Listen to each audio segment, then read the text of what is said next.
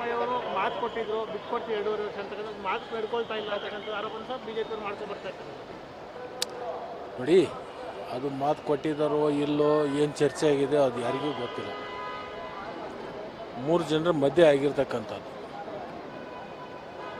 ಮಾನ್ಯ ಮುಖ್ಯಮಂತ್ರಿಗಳು, ಮಾನ್ಯ ಉಪಮುಖ್ಯಮಂತ್ರಿಗಳು ಮತ್ತು ನಮ್ಮ ರಾಷ್ಟ್ರೀಯ ನಾಯಕರ ಮಧ್ಯದಲ್ಲಿ ಚರ್ಚೆ ಆಗಿರ್ತಕ್ಕಂಥದ್ದು ಏನಿದೆ ಅನ್ನೋದು ಅವ್ರಿಗೆ ಗೊತ್ತು ಮಾತ್ರ, ಹೊರತು ಬೇರೆ ಅವ್ರಿಗೆ ಯಾರೂ ಇಲ್ಲ. ನಾವು ಅದ್ರ ಬಗ್ಗೆ ಚರ್ಚೆ ಮಾಡ್ತಕ್ಕಂಥದ್ದು ಅಪ್ರಸ್ತುತ ಮತ್ತು ನಮ್ಮ ಮಧ್ಯದಲ್ಲಿ ಅದನ್ನು ಚರ್ಚೆ ಮಾಡ್ತಕ್ಕಂಥದ್ದು ಅನಾವಶ್ಯಕ ಅಂತೇಳಿ ನಾನು ತಿಳ್ಕೊಂಡೆ. ನೀವು ಸಹ ಒಂದು ಆಕಾಂಕ್ಷಿ ಇದ್ದೀರಿ ಸರ್, ಹಿಂದೆ ನಿಮಗೂ ಸಹ ಒಂದು ಮಂತ್ರಿ ಸ್ಥಾನ ಸಿಗಬೇಕು ಅಂತಕ್ಕಂಥ ನಿಮ್ಮ ಅಭಿಮಾನ ನೋಡಿ, ಆಕಾಂಕ್ಷೆ ಎಲ್ಲರಿಗೂ ಇರುತ್ತೆ, ಯಾರಿಗಿರಲ್ಲ. ಎಲ್ಲ ರಾಜಕಾರಣಿಗಳೇನು ಸನ್ಯಾಸಿಗಳಲ್ಲ.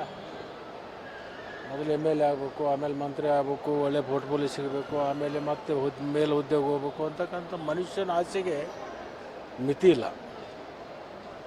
ನೋಡೋಣ, ಸಂದರ್ಭ ಬಂದಲ್ಲಿ ಚರ್ಚೆ ಮಾಡೋಣ. ಈ ಬಾರಿ ಸಚಿವ ಸಂಪುಟ ವಿಸ್ತರಣೆ ನಿಮ್ಗೆ ಆಕಾಂಕ್ಷೆ, ನೀವೇ ದೆಹಲಿ ಹೋಗುವಂಥದ್ದು, ಸಾಕಷ್ಟು ಜನ ಆಕಾಂಕ್ಷೆ ದೆಹಲಿ ಹೋಗ್ತಾ ಇದ್ದಾರೆ ಸರ್. ನಾನಿಲ್ಲಿ ಡೆಲ್ಲಿಗೆ ಹೋಗಲ್ಲ, ಎಲ್ಲಿ ಹೋಗಲ್ಲ. ನಾಳೆ ಸಾಯಂಕಾಲ ಮತ್ತು ವಾಪಸ್ ಸತ್ತನಿಗೆ ಹೋಗ್ತಾರೆ. ಇವತ್ತು ವೇಣುಗೋಪಾಲ್ ಅವರು ಬರ್ತಿದ್ದಾರೆ ಸರ್ ರಾಜ್ಯಕ್ಕೆ, ನೀವೇನಾದ್ರು ಭೇಟಿ ಮಾಡುವಂಥ ಸಾಧ್ಯತೆಗಳು? ಇಲ್ಲ, ಅವ್ರು ಬಂದಿದ್ದು ಇಲ್ಲೇ ಏರ್ಪೋರ್ಟಲ್ಲಿ ಇರ್ತಾರಂತ ನೀವೇ ಹೇಳಿದಿರಲ್ಲ.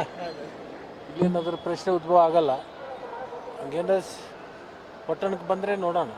ಈ ವಿಡಿಯೋ ನಿಮಗೆ ಇಷ್ಟವಾದಲ್ಲಿ ಲೈಕ್ ಮಾಡಿ, ಶೇರ್ ಮಾಡಿ, ಸಬ್ಸ್ಕ್ರೈಬ್ ಮಾಡಿ.